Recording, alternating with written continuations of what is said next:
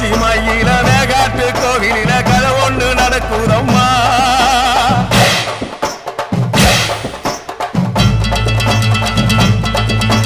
காட்டுப்புலி ஒண்ணு காயம் பட்டு போச்சே காரணம் யார் சொல்லம்மா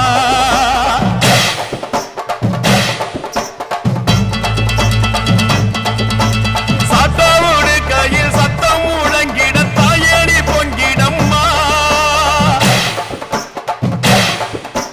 சாத்தாவோடு கையில் சத்தம் முழங்கிட தாயடி பொங்கிடம்மா சூளக்காளியே அத்தா தாயே சூளக்காளியே அத்தா தாயே